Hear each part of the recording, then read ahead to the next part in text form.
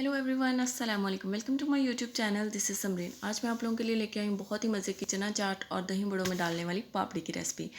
I hope कि आप लोगों को ये वीडियो अच्छी लगेगी। अगर अच्छी लगे तो आप लोगों ने मेरे चैनल को सब्सक्राइब करना और इस वीडियो को लाइक करना है। यहाँ पे मैंने 1 कप मैदा लिया था, उसको मैंने अच्छे से स्ट्रेन कर लिया था।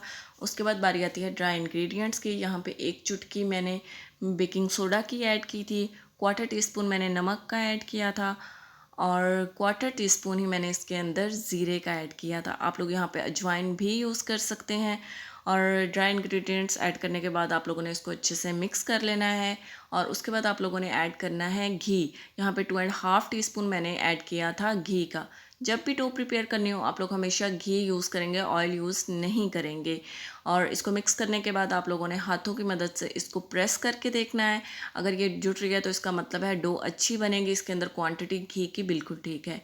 यहाँ पे मेरे पास पानी है, इसको मैं थोड़ा थोड़ा करके ऐड करूँगी और इस अपनी डो को गूँथ लूँगी। यहाँ पे 2-3 मिनट मैंने इसको गूँथ के अच्छे से डो को एक साइड पे रख दिया था, एक बॉल की फॉर्म में। ये देखें। और ये बात याद रखनी है, जब भी आप लोगों ने पापड़ी बनानी है तो अपनी डो को रेस्ट देने की बिल्कुल भी ज़रूरत नहीं है। इसको गूँथने के बाद फ़ौरन आप इससे पापड़ी बना सकती हैं। इसके बाद जितनी भी मेरे पास डो थी मैंने उसकी छोटी छोटी बॉल्स बना ली थी।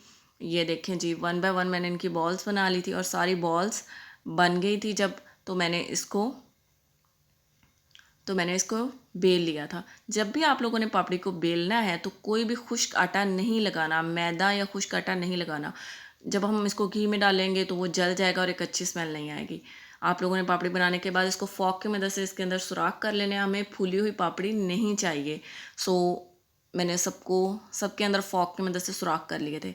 यहाँ पे एक पैन में मैंने ऑयल रख दिया था और उसको मैंने गरम कर लिया था।